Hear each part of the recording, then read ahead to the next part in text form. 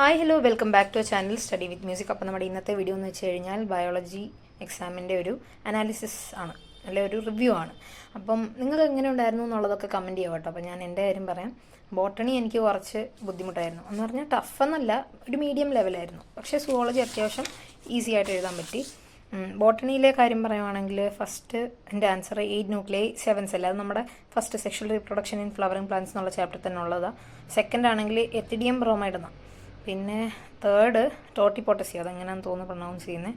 നാലാമത്തേത് ഫസ്റ്റ് ചാപ്റ്ററിലുള്ള അത് ഫ്യൂണിക്കിൾ. അഞ്ചാമത്തേത് അത് ആറിൻ്റെ ഫുൾ ഫോം എഴുതാൻ ചോദിച്ചു. പിന്നെ ആറാമത്തേത് ഈ ബോട്ടണിയിൽ എനിക്ക് തോന്നുന്നു ഉണ്ടായത് ഒരു കുഴപ്പമെന്ന് വെച്ചാൽ നമ്മളെല്ലാം ചിന്തിച്ചെഴുതുന്ന സൈസായിരുന്നു, അല്ലെങ്കിൽ ടെക്സ്റ്റിൽ നിന്ന് ഉള്ളിൽ നിന്ന് വന്ന സൈസായിരുന്നു. എന്നാലും അത്യാവശ്യം വായിച്ചിട്ട് പോയ ഒരാൾക്ക് എഴുതാൻ പറ്റേണ്ടിയ നല്ല മാർക്ക് കിട്ടും. ആറാമത്തേതിൻ്റെ ഇതെന്ന് വെച്ചാൽ ക്ലീസ്റ്റോഗമസ് ഫ്ലവേഴ്സ് എപ്പോഴും സീഡ് സെറ്റ് അഷ്യൂർഡായിട്ട് പ്രൊഡ്യൂസ് ചെയ്യും, പോളിനേറ്റേഴ്സ് ഇല്ലെങ്കിൽ പോലും. അതെന്തുകൊണ്ടാണ്? അത് നമ്മളെപ്പോഴും ക്ലോസ്ഡ് ആയിട്ട് ഇരിക്കുന്നതുകൊണ്ട് തന്നെ അത് ഓട്ടോമാറ്റിക്കായിട്ട് ഓട്ടോഗമിയും നടക്കും അതിൽ പോളിനേഷൻ, അതുകൊണ്ട് തന്നെ ആയിരിക്കും. പിന്നെ ഞാൻ ഈ പൊമാറ്റോ എഴുതിയില്ല. പൊമാറ്റോ എന്തുവാ ഇത് കണ്ടു കഴിഞ്ഞപ്പോൾ പൊട്ടാറ്റോ പ്ലസ് ടൊമാറ്റോ എന്ന് തോന്നി, പക്ഷേ അത് എങ്ങനെ എഴുതി പിടിപ്പിക്കണമെന്നൊന്നും അറിയത്തില്ല. പിന്നെ വിച്ച് ടെക്നിക് വാസ് യൂസ്ഡ് എന്നുള്ളത് എനിക്ക് അറിയത്തില്ലായിരുന്നു, അതുകൊണ്ട് ഞാനത് എഴുതിയില്ല. ആ ഒരു ക്വസ്റ്റ്യൻ വിട്ടു. പിന്നെ എട്ടാമത്തെ ക്വസ്റ്റ്യൻ എന്ന് വെച്ചാൽ which type of curve is scene in logistic growth, അത് സിഗ്മോയിഡ് കർവ്. പിന്നെ അതിൻ്റെ 3 ഫേസസ് എഴുതാൻ. പിന്നെ 9ാമത്തേത് ജീൻ തെറാപ്പി, അതിൽ ADA ഡെഫിഷ്യൻസി ട്രീറ്റ് ചെയ്യുന്നതിലുള്ള ഡിസഡ്വാൻറ്റേജ് എന്താണ്, അത് ഓവർകം ചെയ്യാൻ എന്താ ചെയ്യേണ്ടത്, അത് ഞാൻ എഴുതിയില്ല. പിന്നെ 10ാമത്തെ ക്വസ്റ്റ്യൻ എന്ന് വെച്ച് കഴിഞ്ഞാൽ ആ ഓർക്കിഡിൻ്റെ കാര്യം ചോദിച്ചേക്കുന്നത്. അത് പോളിനേഷൻ നടക്കും, അത് സ്യൂഡോ കോപ്പുലേഷൻ്റെ ഉണ്ടല്ലോ, അത് ആ ഒരു സ്പീഷ്യസ് ഓഫ് ഓർക്കിഡിൻ്റെ ഒരു പെറ്റൽ ഫീമെയിൽ ബിയെ റെപ്രസെൻ്റ് ചെയ്യും, അതുപോലെ ഇരിക്കും. അതുകൊണ്ട് മെയിൽ ബി വന്നിട്ട് കോപ്പുലേഷൻ നടത്തും. അങ്ങനെ സ്യൂഡോ കോപ്പുലേഷൻ വഴി ഫ്ലവർ പോളിനേറ്റഡ് ആവും. 11ാമത്തേത് നമ്മുടെ ടെക്സ്റ്റിൽ തന്നെ ഉള്ള ഫസ്റ്റ് ചാപ്റ്ററിൽ തന്നെ ഉള്ളതായിരുന്നു. A കോളിയോപ്റ്റൈൽ, ബി ഷൂട്ടപ്പെക്സ് ആണ്. നമ്മൾ ഷൂട്ടപ്പെക്സിന് പകരം പ്ലുമ്യൂൾ എഴുതിയാലും മതിയായിരിക്കും. ഷൂട്ട് റൂട്ടും അതിന് പകരം നമ്മൾ പ്ലുമ്യൂൾ റാഡിക്കലും ആണല്ലോ എഴുതുന്നത്. അപ്പം C റാഡിക്കൽ, പിന്നെ അതിൽ D വരുന്നത് കോളിയോപ്റ്റൈൽ കോളിയോറൈസ, അതാണ് മുകളിലും താഴെ.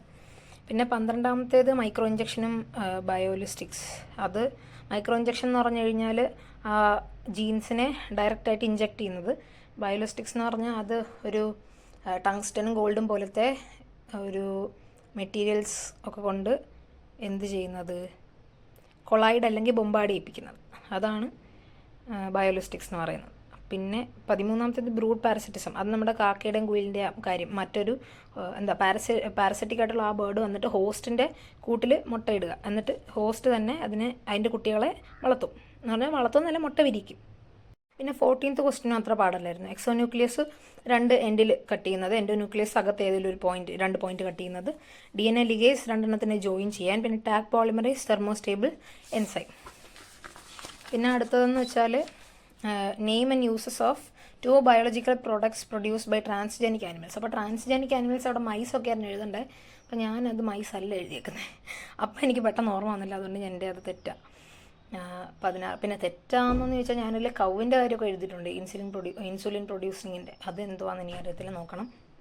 പിന്നെ 16ാമത്തെ ക്വസ്റ്റ്യൻ അഗ്രോബാക്ടീരിയം അതുപോലെ റെട്രോവൈറസ്, അത് രണ്ടും ക്ലോണിംഗ് വെക്ടറായിട്ട് ഉപയോഗിക്കുന്ന യൂസ്ഫുള്ളാണ്.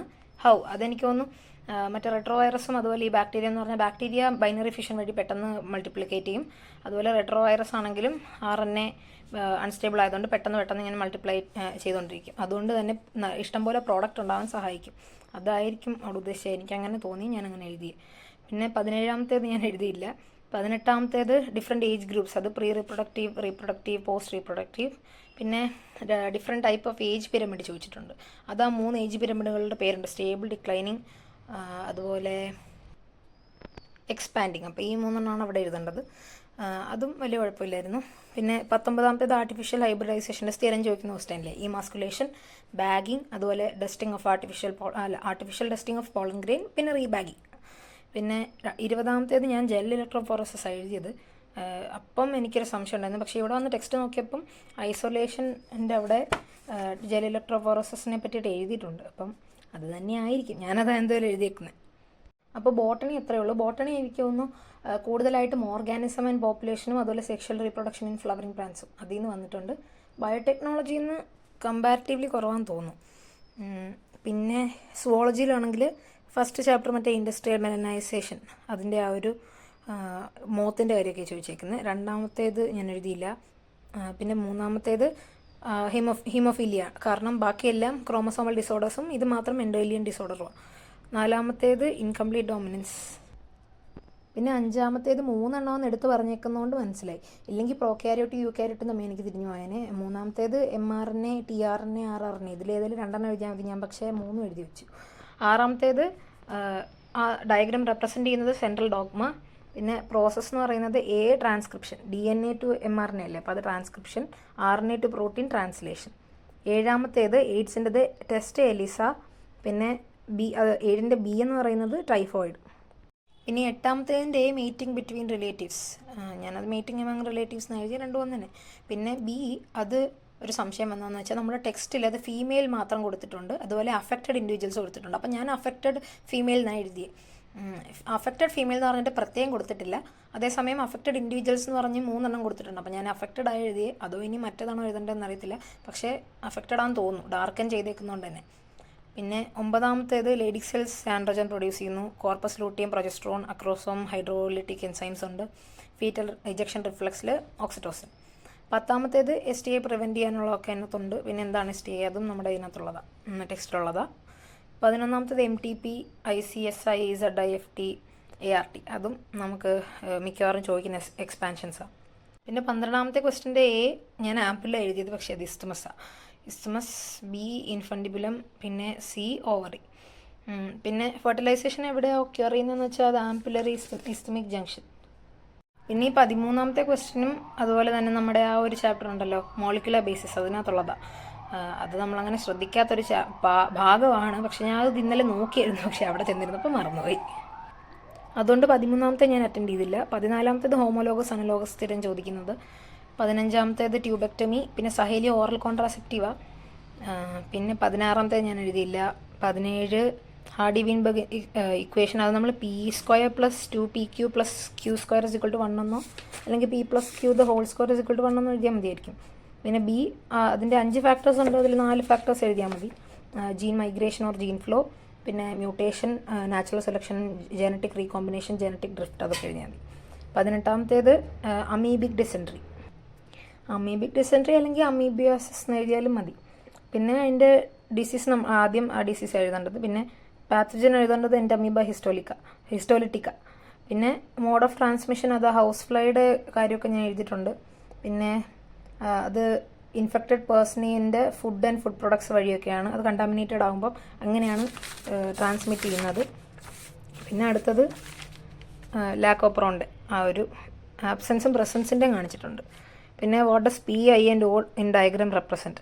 P എന്ന് പറയുന്നത് പ്രൊമോട്ടർ റീജിയൻ, പിന്നെ I എന്ന് പറയുന്നത് ഇൻഹിബിറ്റർ റീജിയൻ, അല്ലെങ്കിൽ ജീൻ എന്ന് എഴുതിയാലും മതി. O എന്ന് പറയുന്നത് ഓപ്പറേറ്റർ റീജിയൻ. പിന്നെ B ഇൻഡ്യൂസർ ഇവിടുത്തെ ഇത് ലാക്ടോസ്. പിന്നെ C ഓപ്പറോൺ മോഡൽ പ്രപ്പോസ് ചെയ്ത് ആരാന്ന് വെച്ചാൽ ജേക്കബ് ആൻഡ് മോണോഡ്. അപ്പം ഫ്രാൻസിസോ ജേക്കബ് അങ്ങനെ. പിന്നെ മോണോഡിൻ്റെ അതുപോലെ ഫ്രണ്ടിലൊരു പേരുണ്ട്, പക്ഷെ ഞാൻ അത് 2 എഴുതിയിട്ടില്ല. ജേക്കബ് ആൻഡ് മോണോഡ് മാത്രമേ എഴുതിയിട്ടുള്ളൂ. പിന്നെ 20ാമത്തേത് ആകെ എനിക്കിതിനകത്ത് ശരിക്കും അറിയാവുന്നത് മോർ മാൻ like primate, more ape like primate വരുന്നു. അതിൻ്റെത് ഡ്രയോപത്തിക്കസ് ആണ് ഏപ്പ് ലൈക്ക് പ്രൈമേറ്റ്, അതുപോലെ മാൻ ലൈക്ക് പ്രൈമേറ്റ് എന്ന് പറയുന്നത് രാമപത്തിക്കസ്. ബാക്കി അതത്ര എനിക്കറിയത്തില്ലായിരുന്നു. പിന്നെ ആയതുകൊണ്ട് ചുമ്മാ അത് അറ്റൻഡ് ചെയ്തെന്നേ ഉള്ളൂ. ബാക്കി 3 എണ്ണത്തിന് മാർക്ക് കിട്ടും. അപ്പം ഇത്രയായിരുന്നു സുവോളജി എന്ന് പറയുന്നത്. അപ്പം എനിക്ക് തോന്നുന്നു സുവോളജി ആയിരുന്നു കമ്പാരിറ്റീവ്ലി കുറച്ചുകൂടെ നമുക്ക് എഴുതാനാണെങ്കിലും സൗകര്യം. ബോട്ടണി ഉള്ളത് തന്നെ എഴുതാൻ കുറച്ച് പാടായിരുന്നു. അതുകൊണ്ട് തന്നെ വലുതായിട്ടൊന്നും ഞാൻ എഴുതിയിട്ടില്ല. 2 മാർക്കിൻ്റെയോ 3 മാർക്കിൻ്റെയോ ഇടയ്ക്കുള്ള സെക്ഷൻ ഉണ്ടല്ലോ, അതായിരുന്നു കൂടുതൽ എനിക്ക് പാടായിട്ട് തോന്നിയത്. അപ്പോൾ നിങ്ങളുടെ അഭിപ്രായമൊക്കെ കമൻറ്റ് ചെയ്യുക, നിങ്ങൾക്ക് എങ്ങനെ ഉണ്ടായിരുന്നു എന്നുള്ളത് കമൻറ്റ് ചെയ്യുക. അപ്പോൾ ഇത്രയുള്ള നമ്മുടെ ഇന്നത്തെ വീഡിയോ ഇഷ്ടപ്പെട്ടെങ്കിൽ ലൈക്ക് ചെയ്യുക, ഷെയർ ചെയ്യുക, അതുപോലെ നമ്മുടെ ചാനലൊന്ന് സബ്സ്ക്രൈബ് ചെയ്യുക. നിങ്ങളുടെ സജഷൻസ് ഒക്കെ കമൻറ്റ് ചെയ്യുക. Thank you and have A nice day.